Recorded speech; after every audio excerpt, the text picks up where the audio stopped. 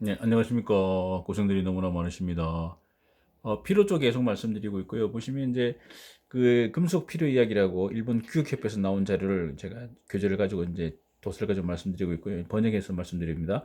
자, 금속도 필요된다 이제 말씀드렸고, 두 번째가 어떤 것이 필요되는가라는 이제 그런 내용인데, 어떤 것이 보시면 이런 겁니다. 그림 보시면 좀 이렇게 각이 딱 진 곳이 있고 라운드 진 곳이 있지 않습니까? 그럼 어느 곳이 더 필요 잘 받겠냐 이런 얘기죠. 뭐 당연히 이제 왼쪽 A겠죠. A. 왜 그 이유가 뭐냐? 이 일개소에 응력이 집중되기 때문에 이게 응력이 그러니까 반복 응력을 받으면요. 여기 응력이 집중이 된다는 거죠. 집중되면 당연히 여기에 힘을 많이 받으니까 균열 발생 확률이 높아지죠. 그런데 라운드 R을 딱 강화하는 순간 R을 따라서 응력이 분산됩니다. 분산되니까 힘이 작아지니까 얘들이 이제 이 금속이 버틸 수 있는 거지 않습니까? 그래서 항상 이렇게 R 가공을 해주고 직각은 안 된다. 그럼 응력 집중이 되니까 반복을 받았을 때 조심해라는 거죠. 자, 그 다음에 여기 보시면 이제 용접할 때 용접 지담부, 용접 끝단부라는 얘기잖아요. 형상적인 분류속부. 보통 이렇게 필렛 용접을 했을 때, 여기 보시 끝에 보시면 이렇게 여기도 마찬가지로 약간 이렇게 각이 지지 않습니까? 그러면 여기에 불륜속이 돼가지고 여기가 집중이 됩니다. 여기를 그라인더로 R 가공 싹 가공해 주시면, R만 딱 해주시면 통해서 그라인더 지속으로 R 가공한다. 응력이 분산되면서, 예, 피로를 방지할 수 있다 그런 얘기입니다. A와 B 어느 쪽이 파괴되기 쉽다고 생각하십니까? 어렵게 생각하지 않아도 많은 사람들 A라고 한다. B의 쪽은 작용하는 힘이 분산되고 A에서는 힘이 한 곳에 집중된다. 이러한 것을 일반적 형상적인 불륜속부라고 부르고요. 응력 집중, 피로 강도 상해. 그러니까 피로 강도 상해. 그러니까 어제 그 우리 마스터 커브 봤을 때 SN 커브 봤을 때 SN 니은자가 있지 않습니까? 니은자. 니은자인데 여기 피로 강도지 않습니까? 피로 강도. 피로 한도 또는 피로 강도. 결국 피로 강도 상해 가능성. 집중이 되면 라운드 치면 알가공돼 있으면 가진 하중이 분산돼 가지고 여기인데 S1인데 만약에 S인데 여기 올라간다. S2 올라간다는 거죠. 만약 이렇게 되면 이쪽이 커지니까 그러면 2 올라가면 어떻게 됩니까? 찍찍찍찍찍 피로 파괴 이게 피로 파괴선. 만나는 순간 피로 파괴선이죠. 여기 반복수니까요. 얘는 S1은 보세요. 아무리 가봐야 평생 가봐야 이렇게 표시하고요. 화살표로 안 만납니다. 예, 그런 개념이 되겠습니다. 자, 방지은 단순하다는 거죠. 응입 중견 개수를 제거하자. 용접 담보의 예를 단부의 알가공. 이렇게 해서 우리가 피를 예방할 수 있는 아주 좋은 사례를 이렇게 말씀을 드렸고요.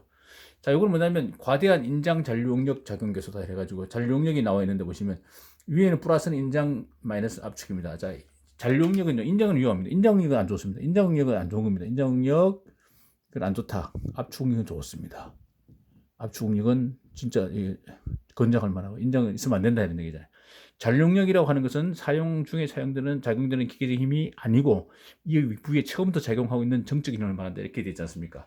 그럼 이렇게 보는 거죠. 만약 이런 이제 축을 가공했는데 단차 가공되어 있고 여기는 이제 뭐냐면 당금질 해가지고 표면 침탄이나 표면 고주파 당금질해서 마르텐 사이트로 만드는 조직입니다. 표면을 단단하게 하기 위해서요.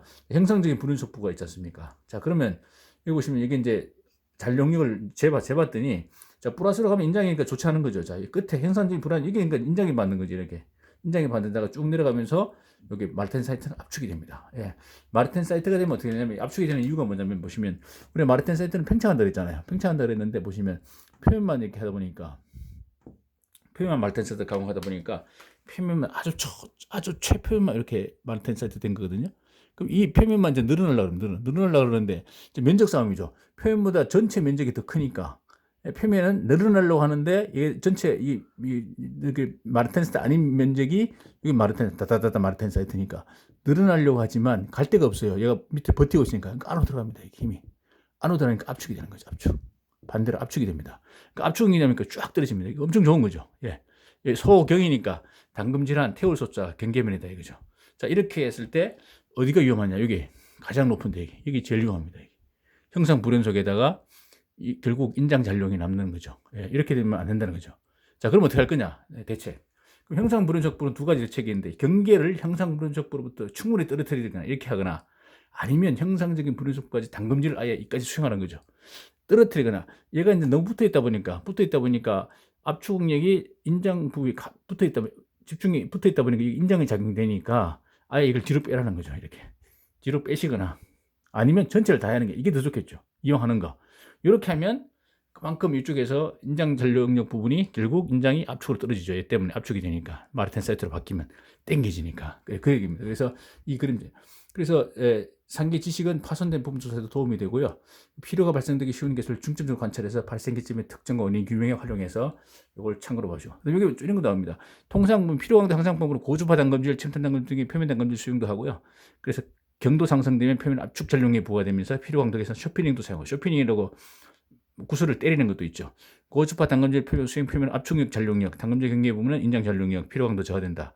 또 더욱 피로 강도 저하기 때문에 이거 방지하면 두 가지 개념. 그래서 이쪽 떨어뜨리거나 아예 이렇게 하는 거예요. 이 두 번째 게 더 바람직한 거다. 이렇게 하면서 우리가 압축력을 줘서 피로를 막아주는, 피로 강도는 압축력과 비례하기 때문에 그렇게 해서 우리가 개선을 하면 될 것 같습니다. 감사합니다.